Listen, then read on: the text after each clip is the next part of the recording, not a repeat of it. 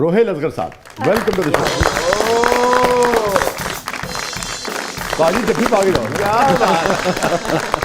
वाह, thank you for आज आप बहुत अच्छे लग रहे हैं। ट्विनिंग भी बड़ी प्यारी हुई आप दोनों की साथ में। ये हो गई है कि नहीं थी, हो गई है। चलिए कुछ काम ऐसे ही हो जाते नहीं, हैं। पर शाह साहब भी आधे तो हैं, शाह साहब भी। नहीं आते नहीं, फुली है, ब्लैक वाइट चल रहा है ऑलमोस्ट। वो तो मुकम्मल। आज तो कमाल हो गया वैसे। अच्छा, यहीं से शुरू करते हैं। जी सर। क्या हुआ है ऐसा माशरे में कि हम अपने लिबास से, अपनी अकदार से दूर हुए हैं? अगर मैं और सच्चाई से पूछूं तो हम उससे गुरेज क्यों करने लगे हैं?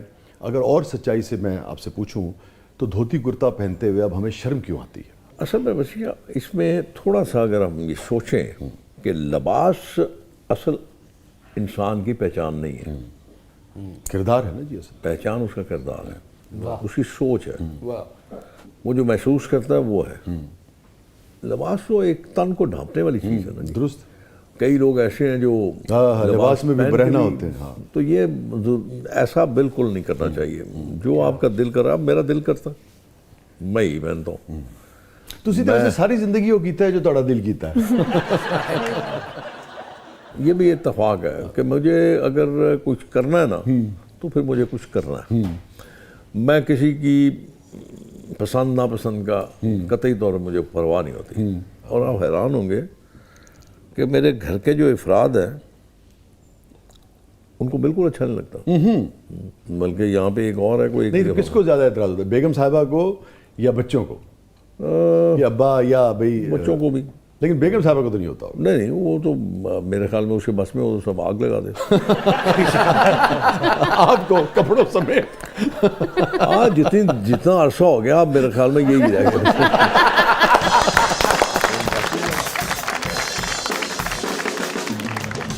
वैसे तो उसको नोबेल प्राइज मिलना चाहिए, मेरे जैसे बंदे के साथ गुजारा कर लिया। जितना हम आपको जानते हैं ये दुरुस्त कह रहे हैं, आप मजाक में कह रहे हैं पर दुरुस्त कह रहे हैं। इसलिए कह रहा हूँ कि शायद देख लेगा, नजर पड़ जाए उसकी। वैसे आप मुश्किल शौहर हैं। मुश्किल नहीं होता, मुश्किल कुछ भी नहीं होता। रंगीन मिजाज हैं।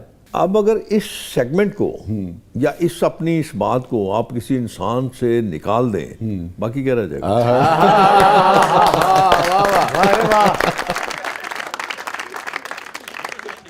रंगीन मजाजी सिर्फ हाँ, ये नहीं है कि सिन्फ नाजुक नहीं है। बिल्कुल दुरुस्त कह रहे हैं। रंगीन मजाजी तो बहुत कुछ है। अल्लाह के साथ लगा लें आप रंगीन मजाजी, उसके महबूब से लगा लें। मैं तो रंगीन मिजाजी को ना लाइवली होना लेता हूँ। मैं ये इस कर रहा हूँ कि जैसे आप ये भी अगर रंगीन इसको मिजाजी कि आप जिस मैंने महफिल में आपसे हैं पहले तो लोग इजी हैं, आपसे बात कर रहे हैं, खुल डुल के आपसे उसकी है। हंसी ਸਾਡੇ मजाक ਹਾਲ ਤੇ कर ਸ਼ਾਹ ਜੀ ਆਲੂ ਗੋਸ਼ਤ ਪੱਕਿਆ ਹੋਵੇ ਤਾਂ ਸਾਡੀ ਤਬੀਅਤ ਰੰਗੀਨ ਹੋ ਜਾਂਦੀ। ਵਾਹ तो बेटा आपकी गुर्बत है। ठीक है ना, ताड़े जिंदगी च आलू गोश्त बड़ी चीज ही है।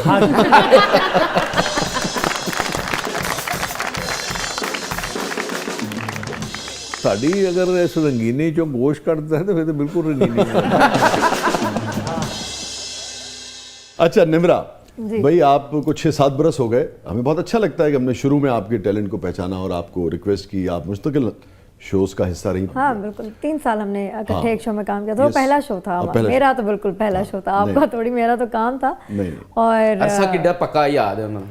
हाँ मतलब वो बिल्कुल नई तब मैं आई थी और शौक था गाने का बहुत। और बस आपने सर ने कहा अच्छा, था, जैसा मौका भी निम्रा मिला। मुझे याद है गाना परफॉर्म करती थी ना, जब बात एडिट में अलग होता था गाना परफॉर्म, बहुत सारे लोग आके स्टूडियो में खड़े हो जाते थे, सिर्फ निम्रा की परफॉर्मेंस देखा करते थे। ਹਾਂ ਜੀ, क्या बात। ਇਹਨਾਂ ਦਾ ਗਾਣਾ ਸੁਣਨ ਵਾਲਾ ਵੀ ਤੇ ਵੇਖਣ वाला भी। तो लोगों को जरा उस स्ट्रगल के बारे में बताएं। लोग अब देख रहे हैं कि भाई निम्रा मेहरा, हर तरफ निम्रा मेहरा है, मगर ये कि उस स्ट्रगल से भी तो आशना होना चाहिए ना। मुझे ऐसा लगता है कि लोग जब आपको कामयाब देख लेते हैं उनको लगता है ये बहुत आसान था, जो शायद चंद दिनों की मार थी और हो गया और मिल गया। लेकिन आसान नहीं था। आसान नहीं होता, किसी के लिए भी नहीं होता। मैं सिर्फ अपनी बात नहीं करूंगी, हमारे और भी बहुत से आर्टिस्ट हैं। कोई भी बंदा जो अपनी लाइफ में स्ट्रगल कर रहा है, वो किसी भी फेज में है, वो ऑफिस बॉय है, वो एक आर्टिस्ट है, वो एक बिजनेसमैन है, वो कोई भी, अगर वो अपने स्ट्रगलिंग फेज में है तो आपके बहुत से एंगल्स आते हैं जहाँ पे आप बिल्कुल हिम्मत छोड़ जाते हैं। मेरे भी बहुत से आपकी जिंदगी में ऐसा दौर आया? वहाँ आए 3 ऐसे थे जो बिल्कुल ऐसे थे, अब लगा कि अब बस ख़त्म। अगर शेयर करें तो। अभी बिल्कुल काम शुरू किया था और स्टार्टिंग फेज था। 1 साल अभी इस इंडस्ट्री में शुरू किया था तो मम्मा को कैंसर डायग्नोज हो गया। ओह। तो उसमें ही पूरे प्रोसेस में लगा के अब तो नहीं कर पाऊंगी घर पे, क्योंकि मैं इकलौती बेटी थी, एक भाई एक मैं, मतलब एक ही बेटी। बस जब उनको डायग्नोज हुआ तो सारा आधा ध्यान जो था उस तरफ था कि अब इलाज करवाना है, चीज़ें देखनी है। और मैं बड़े अफसोस से कहूँगी कि हमारे पाकिस्तान में कैंसर को इलाज तो है, कहते हैं बहुत से ऐसे हॉस्पिटल्स भी हैं जहाँ पे कहते हैं हम कैंसर का इलाज फ्री करते हैं, हम कैंसर के लिए ये करते हैं वो करते हैं। नहीं करते, ऐसा नहीं है। और हमने ये देखा है, उन्होंने जब कीमोथेरेपी लगानी थी तो उन्होंने एक लंबी चौड़ी लिस्ट दी थी हमें कि ये एक पूरा है 2-3 लाख में मंथली चलेगा और ये सब होगा, इंजेक्शंस लगेंगे और आपको वाइट सेल्स लगते हैं, ये तो एक लंबी चौड़ी लिस्ट हमें दी गई थी कि ये होगा। अब क्योंकि बाबा ही थे वो जो करते थे, तो वो एक बड़ा पेनफुल प्रोसेस था कि अब पैसे नहीं है लेकिन करना है। तो खैर चला वो एक टाइम बहुत ज़्यादा।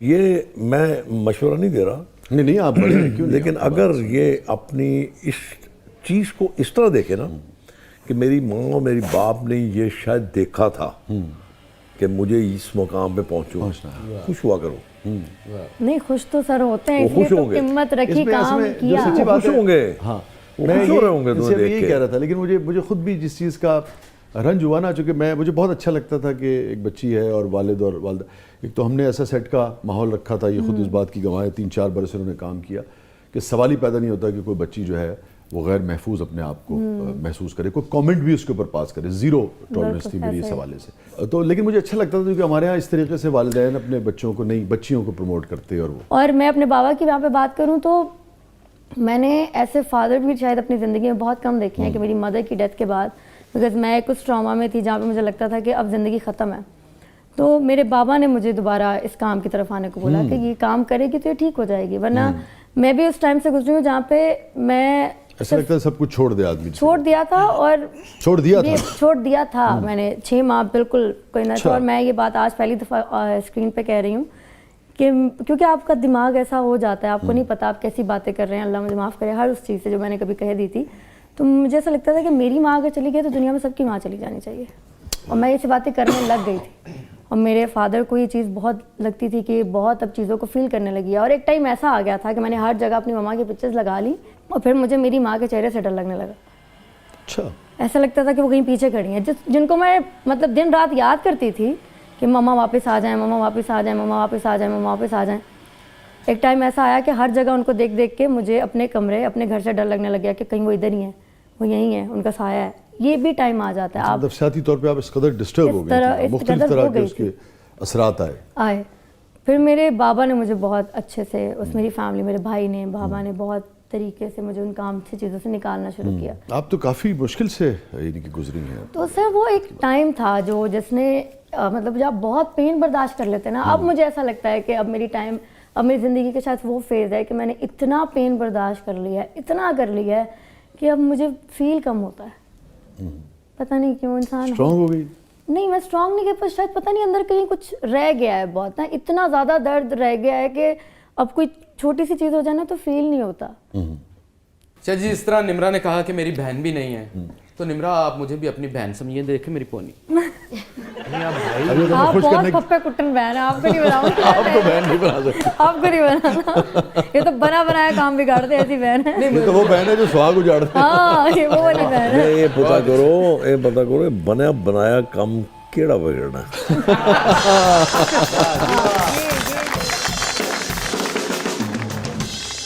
अब आप रोहिल भाई की बात का जवाब दे, फिर आगे बढ़े। हाँ जी, कौन सा ऐसा काम आपका बनते कैमरे देखे थे ना आप पूछ ले। अच्छा, मैं पूछे थे, मैं पूछा नहीं, मैं सिर्फ दसिया। इनका काम है सिर्फ कह देना, आगे आग लग जाती है। कौन जीत सकता मुझे ये बता। गुस्से के तेज हैं आप। वो कह रही उफ। मिसाल के तौर पर मैं तुम्हें एक मिसाल दस रहा हूँ। मेरे एक दोस्त ने कहा कि बाहर बड़ा झगड़ा हो रहा है, तू लम्मा पिया। मैं क्या मेरा की लेना देना यार, उन्हें नहीं चला, चलिए मैं बाहर चला गया, पता किया ਤੇ ਉਹਦੇ 'ਚ ਇੱਕ ਬੰਦੇ ਨਾਲ ਜਾਤੀ ਕੀਤੀ, ਉਹਨਾਂ ਨੇ ਦੂਜੇ ਨਾਲ ਕੀਤੀ, ਤੀਜੇ ਨਾਲ ਕੀਤੀ। ਉਹ ਜਦੋਂ ਚੌਥੇ ਦਾ ਜ਼ਿਕਰ ਆਇਆ ਤੇ ਉਹ ਖਾਤੂਨ ਸੀ। ਉਹ ਪਤਾ ਲੱਗਾ ਜੀ ਕਿ ਇਹਨਾਂ ਨੇ ਉਸ ਨੂੰ ਕੋਈ ਠੁੱਡੇ ਮਾਰੇ ਨੇ। ਓਹੋ, ਆਈ ਲੌਸਟ ਮਾਈ ਮਾਈਂਡ। ਜਸਟ ਮੇਰਾ ਕੋਈ ਦਾ ਰਿਸ਼ਤਾ ਕੋਈ ਨਹੀਂ ਉਹਦੇ ਨਾਲ, ਮੇਰਾ ਤਾਂ ਤਲਕ ਕੋਈ ਨਹੀਂ ਉਹਦੇ ਨਾਲ, ਕੁਛ ਨਹੀਂ ਮੇਰਾ ਉਹਦੇ ਨਾਲ, ਲੇਕਿਨ ਆਈ ਲੌਸਟ ਮਾਈ ਮਾਈਂਡ। ਯਾਰ ਤੁਸੀਂ ਇਸਨੇ ਗੰਦੀ ਜ਼ਹਿਨੀਅਤ ਦੇ ਲੋਕ ਹੋ ਕਿ ਤੁਸੀਂ ਬੱਚੀ ਹੈ, ਔਰਤ ਹੈ, ਲੜਕੀ ਹੈ, ਤੇ ਤੁਸੀਂ ਉਹਦੇ ਨਾਲ ਤਸ਼ੱਦਦ ਕਰਦੇ ਪਏ ਯਾਰ। ਉਹ ਫਿਰ ਉੱਥੇ ਮੈਂ ਬਹੁਤ ਜ਼ਿਆਦਾ ਉਹ ਬੜੀ ਵਾਇਰਲ ਹੋਈ ਮੇਰੀ ਉਹ ਚੀਜ਼, ਉਹ ਟੁਕੜਾ ਵਾਇਰਲ ਹੋ ਗਿਆ ਹੁਣ, ਉਹ ਵਾਇਰਲ ਹੋ ਗਿਆ। ਲੇਕਿਨ ਕਿਸੇ ਨੇ ਇਹ ਨਹੀਂ ਸੋਚਿਆ ਜਾਣਨ ਦੀ ਕੋਸ਼ਿਸ਼ ਕੀਤੀ ਕਿ ਇਹ ਜਿਹੜਾ ਬਾਬਾ ਹੈ ਇਹ ਜੋ ਕੁਝ ਕਹਿ ਰਿਹਾ ਇਹਦੇ ਬੈਕਗ੍ਰਾਉਂਡ ਕੀ ਹੈ। ਤੇ ਉਹ ਅਸੀਂ ਇਹ ਛੱਡ ਦਿੰਦੇ ਹਾਂ, ਅਸੀਂ ਸਿਰਫ ਇੱਕ ਮੰਨਫੀ ਪਹਿਲੂ ਦੇਖਦੇ ਹਾਂ। ਇਹ ਤੁਸੀਂ ਬਹੁਤ ਜਜ਼ਬਾਤੀ ਹੋ ਗਏ, ਵਰਨਾ ਆਪਣੇ ਵਾਸਤੇ ਬਾਬੇ ਦਾ ਲਫ਼ਜ਼ ਤੁਸੀਂ ਜ਼ਿੰਦਗੀ 'ਚ ਪਹਿਲੀ ਵਾਰੀ ਇਸਤੇਮਾਲ ਕੀਤਾ। ਵਜ੍ਹਾ ਨਾ ਇਤਬਾਰ ਜਲਦੀ ਹੋ ਜਾਂਦਾ।